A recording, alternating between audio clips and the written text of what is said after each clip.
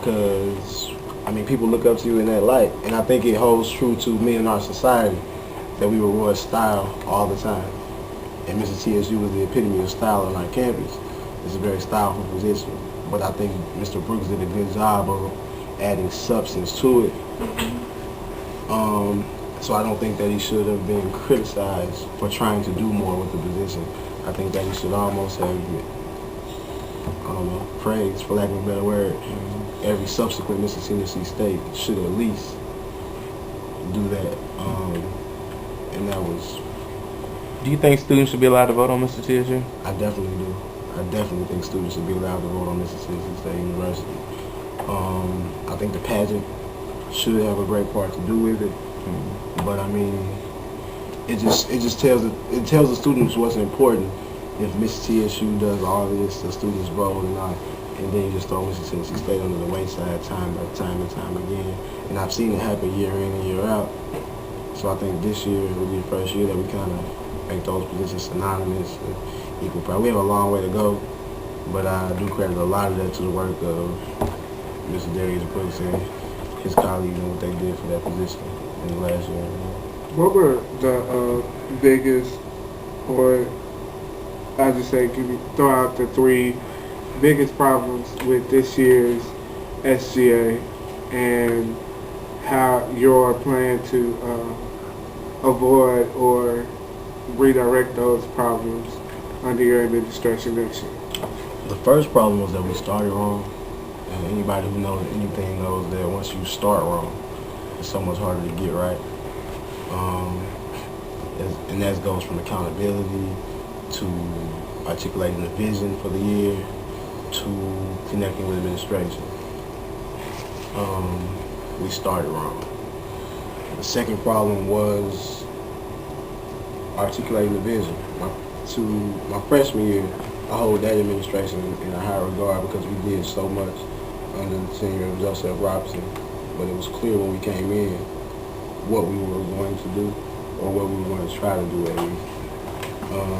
Not saying that this year we didn't have a vision, but just articulating the vision. And lastly was simply the influence of student government.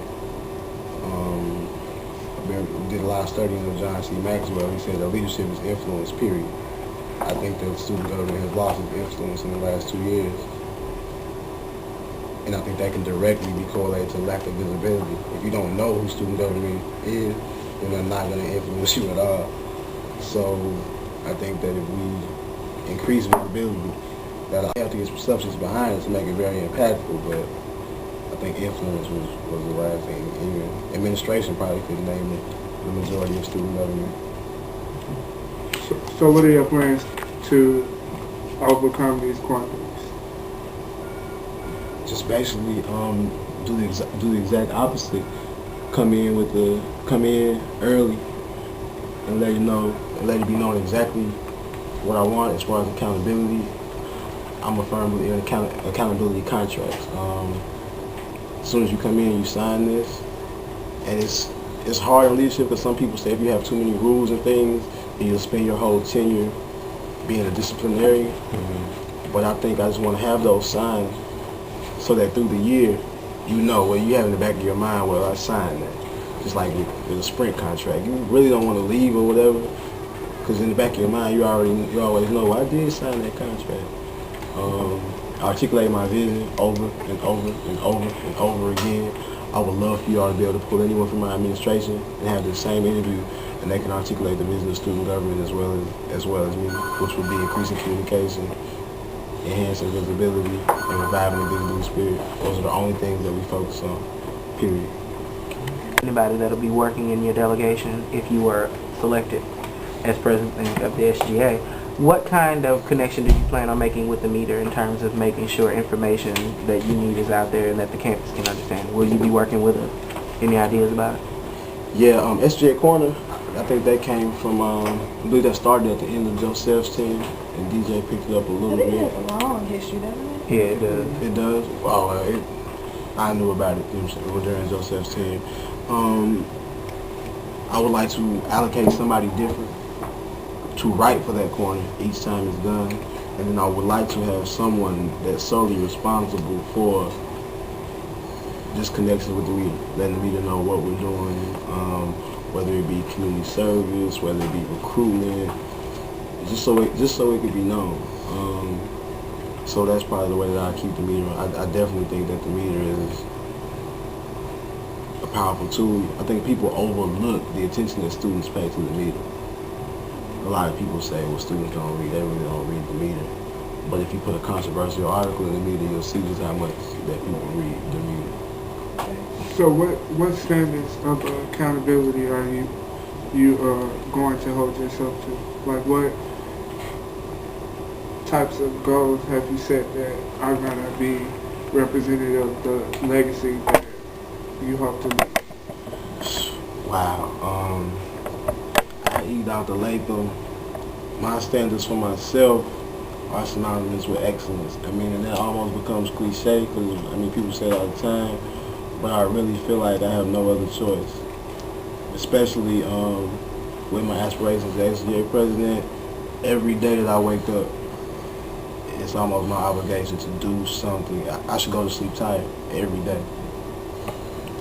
And I think, one of the things that I hate in life, and I really strongly use the word hate, is people who have influence and use it in the wrong manner. As SGA President, especially being a black male, people are gonna look at me and they're gonna expect one thing. And if I give them what they expect, it's almost like I don't care. So I mean, especially for the freshmen and administration, I just have an obligation to at least look excellent or appear excellent. Even if I go home every night dead tired, frustrated, that's the obligation that I took on with this position. And I think everybody who's running for any position should understand that. And if you don't want to uphold that, then you should not run. And I think after this year, people that come after should understand that. Because I think we're going to do a good job of that this year. I'm very confident in the people that Patrick Walker-Reese did nothing else. He emulated what an African-American male should do. Okay. Yeah. I am Patrick Walker-Reese, candidate for Student Government Association President in 2008-2009, and I am TSU. And together, we are TSU. This administration in 2008-2009 will be centered around accountability, visibility of the student government, and increasing communications and reviving the big blue spirit. So I just encourage everyone to take this administration and enhance their love for the university and realize that you are TSU, and together we are TSU.